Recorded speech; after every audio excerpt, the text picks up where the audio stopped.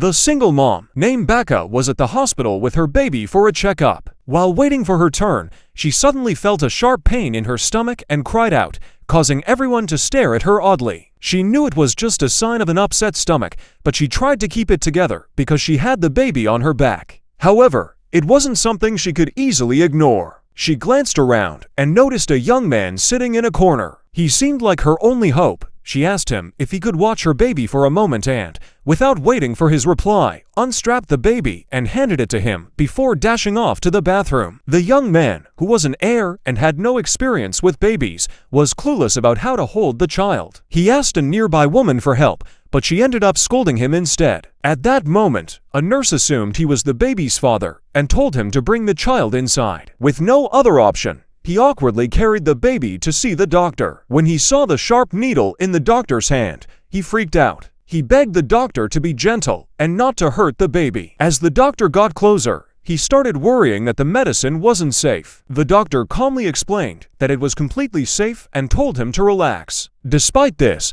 he was still anxious and asked if there were any side effects. His relentless questions left the doctor and nurse speechless. Just then, the mother returned from the bathroom, feeling much better. The nurse saw her and praised the young man, saying what a good father he was, which left the mother confused. She asked who the nurse was talking about. Now it was the doctor and nurse's turn to be puzzled. It was clear he wasn't the father. After some more confusion, the mother picked up her baby and thanked the young man. During their short interaction, he started warming up to the baby, but when he turned to face the mother, he went back to his usual cold self and left the hospital. Later, as he was driving home, he spotted the mother walking alone with the baby and worried that the baby might catch a cold. He stopped his car and offered her a ride home, but soon regretted it. He suddenly smelled something strange and asked what it was. The mother hesitantly explained that the baby had just pooped. The smell got stronger and he was close to passing out, but he kept the windows closed to prevent the baby from getting cold. He managed to get them home safely and prayed he would never run into her again. But fate had other plans. June, the heir to a billion-dollar company, had returned to the US determined to expand his grandfather's hotel empire. His busy schedule left him with little time to exercise, and lifting even a few pounds felt like a massive challenge. This scene was witnessed by the mother, who was working part-time to make ends meet. Just as June was struggling with the weights and about to collapse, she walked up and gently put them back on the rack. She even offered some tips on how to use his strength properly, explaining that he needed to push from his stomach, and showed him how to do it. June was completely taken aback. She was just trying to help, but he felt like she was mocking him. The gym manager saw this interaction and fired her, but she quickly found a new job at a golf course. Unfortunately, during an inspection tour, she accidentally hit a golf ball straight at Hae-chun's foot. She tried to sneak away, but he caught her red-handed and asked what she was doing there, wondering why she kept showing up in his life. She snapped back that she was just working to earn money for her baby's milk and asked what it had to do with him. Was he the owner of the hotel? He confirmed that he was. At first, she didn't believe him, but when he told her he was the chairman's grandson, she felt a chill run down her spine. June thought he had finally gotten rid of her, but the next morning, he found out that she was now his sister-in-law's secretary. He felt another shiver down his spine as she cheerfully greeted him, and he sighed, thinking he was cursed. Later on, she got into a heated argument with the boss's daughter. June happened to witness the confrontation. He didn't want to get involved, but knowing his sister's temper, he felt he had to step in, worried that the mother might not stand a chance. June later pulled Becca aside and gave her a talking to, asking her where she got the nerve to yank her boss's hair like that, and telling her if she was going to fight, she should at least win. He wondered why she ended up looking so pitiful. In the middle of his lecture, he noticed Becca's nose was bleeding. She casually wiped it away with her hand, which he found shocking. He took out his handkerchief and gently cleaned it for her. There was a sudden, awkward tension between them, and June quickly made his exit. Later, Hae-chun's sister took advantage of her position and had Becca running errands all day. After a long and exhausting day, Becca realized her feet were scraped and bleeding, forcing her to walk home barefoot. June happened to see her and, pretending not to care, drove past her. But he couldn't help himself and stopped the car. He saw her limping and, thinking she had been drinking, asked if she was drunk. She replied that she barely had time to eat, let alone drink. Noticing her injured feet, he became concerned that she might get an infection from walking barefoot. He quickly took off his sneakers and offered them to her. She initially refused, but after some convincing, she finally accepted his kind gesture. As Hae-jun was about to tie her shoes for her, she pulled her foot away, causing him to stumble back, embarrassed. He asked if she was trying to mock him, but she said she wasn't. He then asked why she let him tie her shoes in the first place. She apologized, and he gently tied her shoes. Though they were a bit too big, with some adjustments, they fit better. He teased her, saying that he almost fainted from the strong smell of her feet. To his surprise, she believed him and quickly lifted her foot to smell it, looking endearing in her innocence. Hae-jun couldn't help but feel a flutter in his heart, thinking what a goofball she was. Worried about her, Hae-jun insisted on driving her home. As Baeka slept, he unbuckled her seatbelt, and his lips accidentally brushed against hers. Baeka's eyes flew open, and facing the awkward situation, Hae-jun panicked and jumped back, quickly explaining that it was just an accident, and he was only trying to help her. He realized what she might be thinking, but insisted that it wasn't like that. Baeka, however, remained surprisingly calm. She didn't seem to care about what had happened, and thanked him for driving her home. Hae-jun, on the other hand, couldn't stop thinking about the kiss, but Baeka brushed it off as a simple accident. Baeka was unexpectedly straightforward about the kiss, but now Hae-jun was acting like a child. Feeling embarrassed, he mumbled that he would go, and left. Back at his mansion, as he got ready to brush his teeth, he couldn't stop thinking about the kiss and Baeka's nonchalant reaction. He was a complete mess, thinking, "I'm so uncomfortable, I'm going to die." Meanwhile, Baeka was back home playing with her baby, completely unfazed by the situation. The next morning, as Hae-jun stepped out of his house, he saw Baeka washing his car. Facing her made him extremely uncomfortable, so he quickly made an excuse to leave the scene, leaving her looking confused. Later at the office, he was surprised to see Baeka again. He quickly pressed the elevator button, trying to avoid her, but her persistence was too much. He was forced to face her. As she approached, Hae-jun felt like a guilty child and shrank back into a corner of the elevator, avoiding eye contact. Baeka noticed that Hae-jun was acting strangely. He was talking to her, but looking in another direction, confirming his awkwardness from the day before. She assumed it was about the incident, and teasingly suggested he shouldn't overthink it. She reassured him that she had already forgotten about it, and that he didn't need to feel guilty. Hae-jun insisted that he wasn't thinking that way at all, and that he hadn't done anything wrong. He didn't owe her any apologies. They started to argue, and she told him that he wasn't her type anyway. This comment hurt Hae-chun's fragile ego, but luckily, the arrival of other people interrupted their tense standoff in the elevator. Back in his office, Hae-jun couldn't stop thinking about it. What did she even mean by saying, "You're not my type"? Did she say it just to annoy me? The next day, Baeka saw the employees scrambling to get invitations ready. She immediately called Baeka, who had just gotten home from work,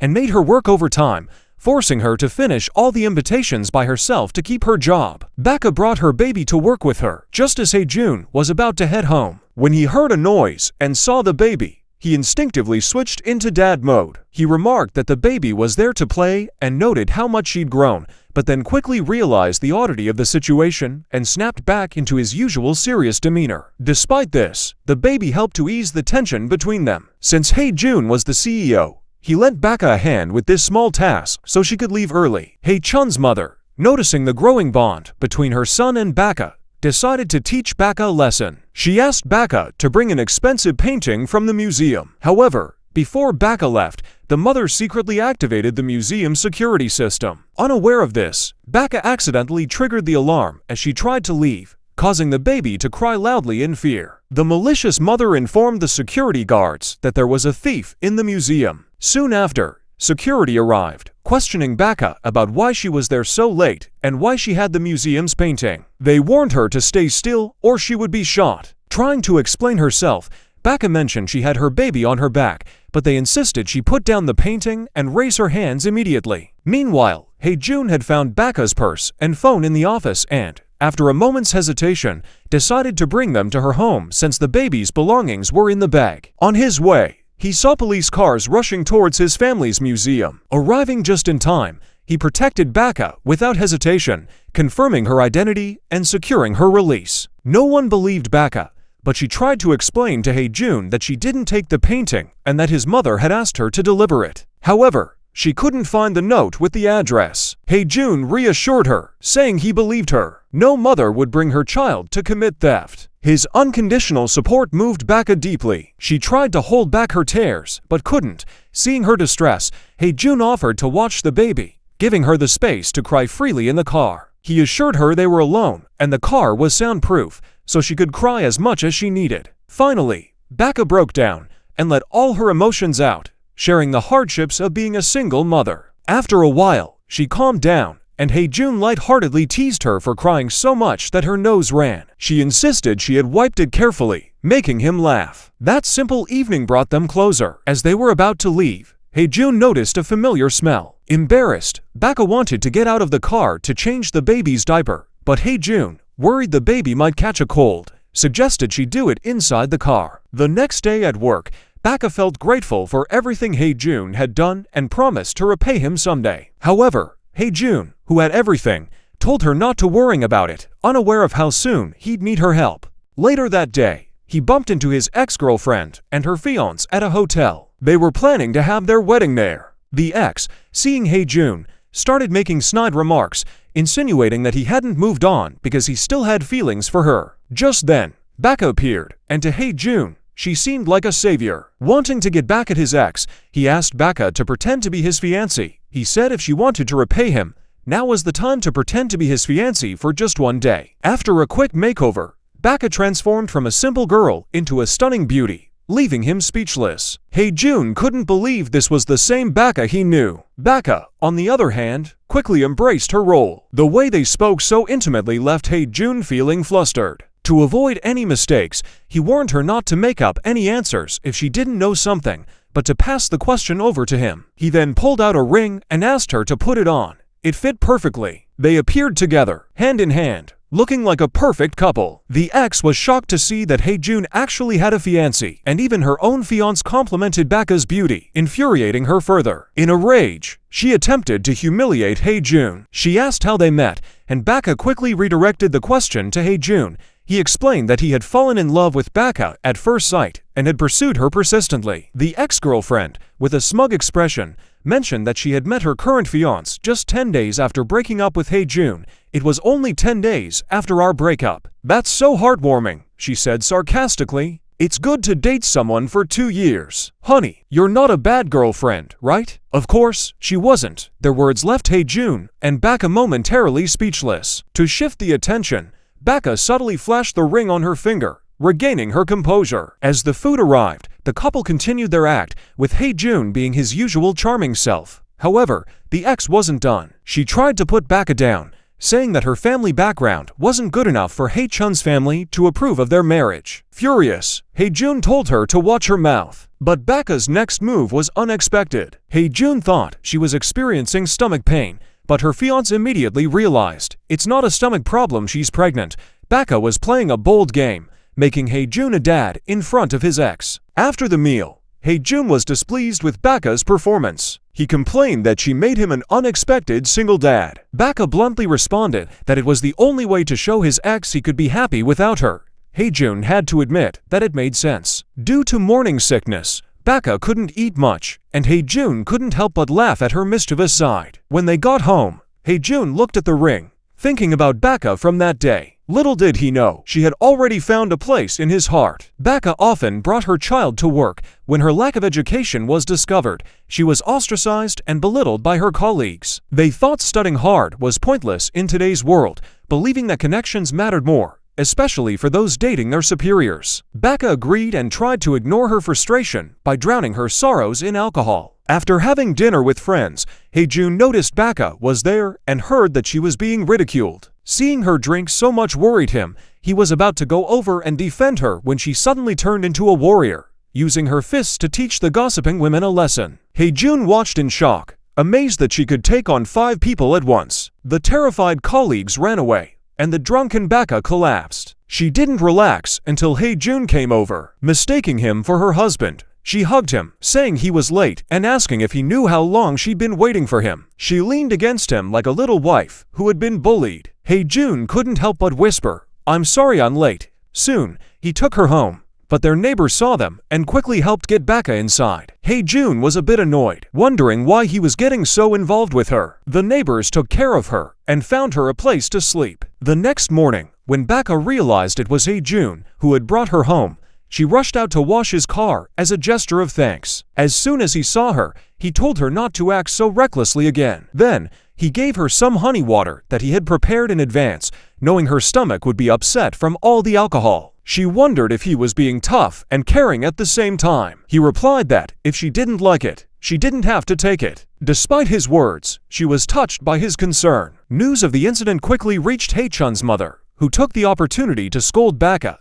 Baka could only hang her head in silence. Later, Hae-chun's mother came to him, complaining about Baka's character, but he brushed it off. He said that Baka's colleagues had started the trouble and that he had seen her cleaning the front entrance before he came in, something a company employee shouldn't have to do. Hae-jun was her shield, always protecting her when she needed it. As he was leaving, Baka stumbled and fell into Hae-chun's arms. Seeing how cold her hands were in the winter, he offered her his gloves. Baka's heart was warmed by his kindness time and time again. That night, Hae-jun saw Baka struggling to carry her baby on her back. He came up with a plan to surprise her for Christmas. A charming and wealthy bachelor, he had fallen for a single mom. Hae-jun decided to host a special company event for the holiday and used his authority as CEO to insist that Baka come to the office, much to her annoyance. She couldn't understand why she had to work on her day off and had no idea he was planning a little surprise just for her. Secretly, he arranged for all the raffle prizes to be replaced with strollers. When Baka showed up reluctantly, Hae-jun instructed Santa to ensure the woman with the baby won a prize,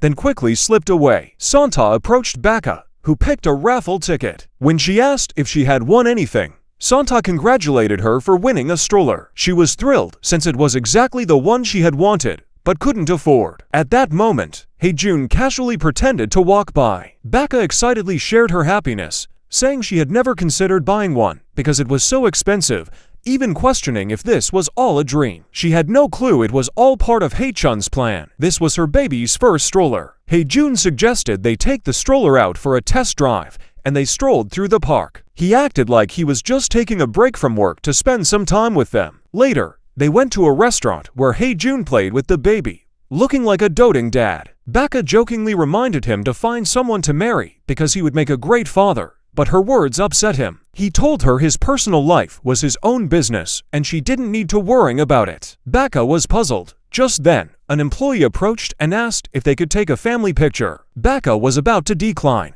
but Hae-jun agreed and asked her to join in, saying it would be a keepsake for the baby. Secretly, he already saw himself as the child's dad. They took the family photo, and when Hae-jun took Baka home, he ran into their neighbor, who had also bought a stroller for the baby. Even though the neighbor's gift wasn't as thoughtful, it made Hae-jun feel a bit jealous. Back at home, Hae-jun paced nervously, worried that Baka might sell the stroller he had given her. He decided to call her to find out which stroller she would keep. He was relieved when Baka said she would keep the stroller she won, and he couldn't help but smile. But then her next words dampened his mood. She planned to return the one she won since it was used and wouldn't fetch much if sold, but the neighbor's stroller was new, so there would be no loss in returning it. Hae-jun was relieved to know she was keeping his stroller. A few days later, Hae-jun had to go on a business trip. Seeing him leave reminded Baka of her husband, who had died on a business trip, leaving her alone. Tears welled up in her eyes, and she grabbed Hae-chun's hand, asking if he could stay. He didn't understand why, but reassured her that he would return safely. On the plane,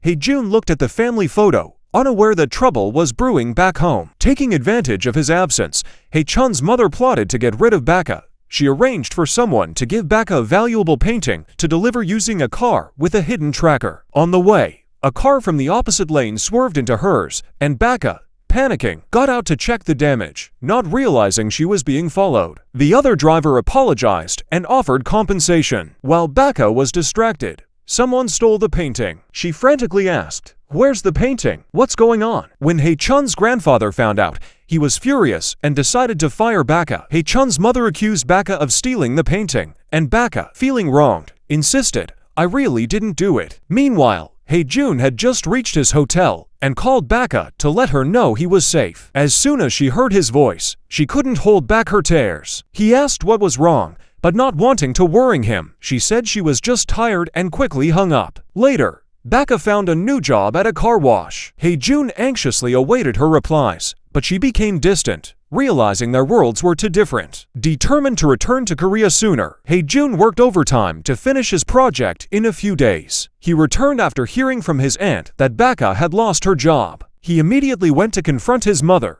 suspecting her involvement, and warned her that he would take action if she was to blame. He then hurried to find Baka. A neighbor informed him of where she was working. When they met again, it felt like something had been missing between them. Seeing her current state, Hae-jun didn't want to say much. He just wanted to get her out of there. "What's going on? Why didn't you tell me what happened? You're not answering your phone, not replying to texts. What are you doing?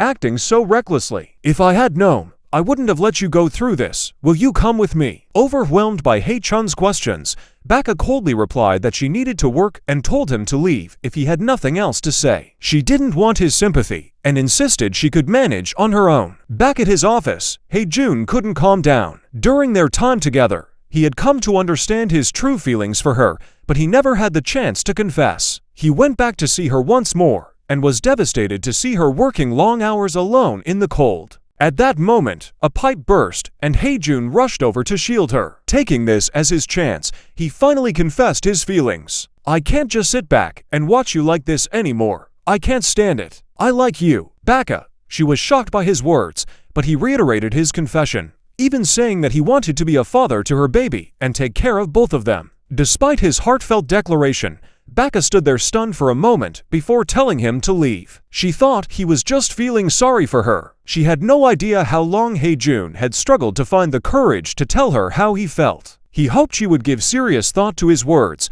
but Baka stubbornly rejected any suggestion of interest in him. "Then why were you crying? You only show those emotions in front of me." But Baka continued to deny everything. Seeing her reaction, Hae-jun felt discouraged, but he wasn't ready to give up just yet. He looked at the gifts he had bought for the baby and resolved to come up with a plan to win Baka over. Back home, Baka looked at her little one and couldn't help but replay Hae-chun's words in her mind. She subtly asked her neighbor about Hae-jun, pretending to talk about a friend. The neighbor mentioned how her friend had started crying uncontrollably when she heard his voice. The neighbor immediately concluded that Baka's friend was in love with him. Baka quickly brushed off the suggestion, unwilling to acknowledge her own feelings. "It's not your friend, it's you, isn't it?" "No, it's not. It's not me." Hae-jun, frustrated and wide awake in the middle of the night, called Baka. He demanded to know why she wouldn't acknowledge his feelings, blaming her for everything. His voice filled with pain and frustration. He kept talking, but all Baka could do was yawn. "I'm not boasting, but there are plenty of women who want to go out with me, you know." The more he complained, the sleepier Baka became. She eventually gave in and fell asleep, her little one cuddled up beside her. "Why aren't you saying anything? Are you asleep?" The next day, Hae-jun went to the car wash, determined to win Baka over. He brought his car in, but decided to wash it himself, saying he would help her find the missing painting so she could get her job back. He returned to his office and instructed his assistant to gather information about the painting. Then, he called the art gallery, pretending to be a potential buyer. After confirming the details, he headed to the gallery. When he arrived, he saw his mother leaving with the painting. He quickly informed Baka that he had located the painting, but didn't mention that his mother was the one who had taken it. Baka was thrilled, but confused. "I told you I'd find it for you, so maybe you should consider my feelings a little, too." In the car, he tried to bring up his confession from the night before, but Baka, sensing his intention, pretended to fall asleep. On the way back, they got caught in traffic. Hae-jun was supposed to meet with an important client that evening, but his aunt had pushed for her son to get a management role, so his cousin was going instead. Baka felt guilty for causing him to miss an important meeting, but Hae-jun seemed to enjoy the time spent driving around with her. She felt so embarrassed that she just wanted to disappear. "Are you okay?" he asked. I'm fine. Go on, leave quickly," she urged. He muttered to himself, "What's up with her? I was only checking to see if she was all right." Their relationship didn't change, but today, Baka had to ask their neighbor to watch her child because she had to go to work. However, the neighbor got distracted by a promotion at the grocery store and, excitedly, left the baby unattended after signing up for a raffle. She happily rushed back home to tell her husband the news. But then her husband asked, "What about the baby? The baby? What did you do? Where did you leave the baby?" he demanded. She tried to remember, but she just couldn't recall where she had left the baby. Soon after, Baka received a call informing her that her baby was missing. Understanding what had happened, Ha-jun rushed to help her find the child. Baka was terrified as she sat in the car, saying she couldn't live without her baby. Ha-jun comforted her, assuring her that they would find the child. They arrived at the grocery store, and the neighbor apologized, explaining that she had only remembered dropping the baby off at daycare to give them some cookies, but couldn't recall what happened afterward. Baka was devastated and desperate to find her baby. Fortunately, Ha-jun noticed a sticker on the neighbor's sleeve and quickly took Baka back to the store. Baka was so distressed that she didn't even notice the car coming her way. Seeing the danger, Ha-jun pushed her out of harm's way, injuring himself in the process. Despite his injury, he urged her to go find the baby. Thankfully, as soon as they entered the supermarket, Baka heard her baby's cries. Several women were gathered around the child. The moment she saw her baby, Baka's heart calmed down, and Ha-jun also felt relieved. He had been just as worried as she was. The women around them couldn't help but be envious of this sweet family moment. Baka was concerned about Ha-chun's injury and insisted that the doctor check his head too. The doctor reassured her, saying, "Your husband will be just fine." She tried to deny the relationship, but Ha-jun, with a smirk, said, "My wife always worries too much. It was a small misunderstanding, but it made Ha-jun happy." To express her gratitude, Baka invited him over for a barbecue. An idea popped into Ha-chun's mind. He pretended that his arm was too badly injured to move. Baka took over and helped him eat, but after just a couple of bites, Ha-jun couldn't keep up the act. His arm was perfectly fine. "If you're feeling that good, then eat it yourself," she said, realizing he was just faking it. Ha-jun then handed Baka some sedatives, saying they would help her sleep better. These small gestures made her heart flutter, but she stayed cautious, pulling out an article about Ha-jun graduating from a prestigious university. She thought someone as accomplished as him should find someone more suited to him. When they arrived at her house, Ha-jun asked what she would think if he wasn't as impressive as she believed. Baka replied that everyone has their own struggles, and no matter what, she believed he was a good person. Soon after, Ha-chun's grandfather found out about his fake diploma. He was furious and refused to hear any explanations. Ha-jun drowned his sorrows in alcohol, but Baka still trusted that he had his reasons. She was the only person he could truly open up to. Ha-jun then confided in Baka about his past. While studying abroad, he was robbed, and his best friend was killed while trying to protect him. After that, he couldn't concentrate on his studies, and it took a long time for him to recover and move on. Baka understood and encouraged him to face everything bravely. With her support, Ha-jun returned home and confessed everything to his grandfather. His grandfather finally agreed to give Ha-jun another chance to inherit the family business, but with one condition: he had to go back overseas and earn a business degree from Harvard. Ha-jun was caught in a dilemma because he had just found someone he truly cherished here. "I need some time to think this through," he said. His mother, shocked, asked, "Think about what?" To secure her son's future, the wealthy matriarch went to Baka and, on her knees, pleaded with her to let Ha-jun go. Baka promised that she wouldn't stand in the way of his future. That night, Ha-jun went to see Baka. He told her he would give up going abroad for her, but Baka, speaking bitterly, said her heart still belonged to her late husband and that there was no room for Ha-jun. She told him that what she felt for him was just gratitude, not love. Heartbroken by her rejection, Ha-jun was left devastated. Ha-jun decided to move on, and Baka kept her feelings hidden, knowing she couldn't selfishly ruin his future. Heartbroken, she threw herself into her work, trying to numb the pain. But trouble always seems to strike at the worst times. Late one night, the heater in her room suddenly caught fire. Baka tried to extinguish the flames, but the sound of an explosion left her terrified and collapsing to the ground. Meanwhile, on his way to the airport, Ha-jun couldn't stop thinking about all the moments he'd shared with Baka. Her words echoed in his mind: "If someone holds your hand during your toughest times, make sure you hold theirs 10 times tighter. It will give you strength." He couldn't resist. He had to see her one last time before leaving. But when he arrived, he saw her entire apartment engulfed in flames. Baka was rushed to the hospital, and Ha-jun was beside himself with fear, dreading what might happen if he hadn't made it in time. When Baka woke up, she noticed Ha-chun's suitcase and realized he hadn't left because of her. Smiling, she said, "Well, congratulations. Now you have to take responsibility for me. I'm not asking for much, just for you to stay with me." This time, facing him, Baka couldn't hide her feelings anymore. "Actually, I've thought about it a lot. It would be wonderful if you were always by my side." Hae-jun couldn't believe his ears. He had been waiting to hear those words. But just then, his grandfather, filled with anger, appeared. Seeing his grandson, who should have been overseas, standing before him,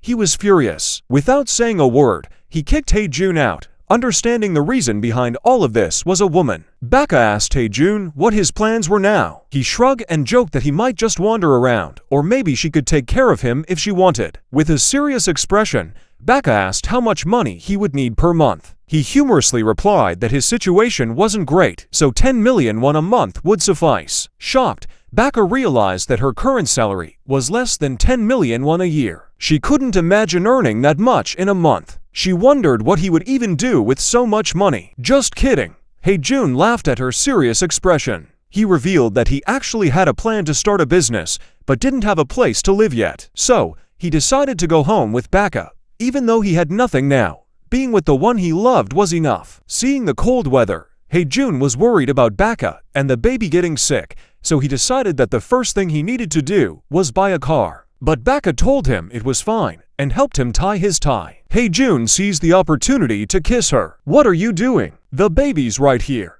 Baka exclaimed. Hae-jun then kissed the baby. "Yolan, you've got a kiss too, so don't be jealous of your mom." He thought they could continue being this happy. But that night, while helping Baka look for baby items, he found a USB hidden under the sole of her late husband's shoe. Curiosity got the best of him. When he opened it, he discovered financial records revealing that his own mother had embezzled company funds and realized that Baka's husband's death was connected to his mother. Hae-jun wanted to tell Baka everything, but feared for their future if he did. Uncertain about what to do, he drowned his sorrows in alcohol. The next morning, Hae-jun confronted his mother, hoping she would confess and ask for Baka's forgiveness. But she coldly stated that she did it so Hae-jun could become a company manager. She also mentioned giving Baka's husband a large sum of money, not knowing he had died in an accident. Infuriated by her heartlessness, Hae-jun stormed off. He felt torn and conflicted, believing he couldn't be with Baka anymore. He focused on taking care of the baby, even taking her shopping for essentials. He waited until Baka returned and took her out to buy spring clothes. The light yellow dress she tried on highlighted her beauty and charm. "It's beautiful. It really suits you," he said. Meanwhile, Hae-chun's mother,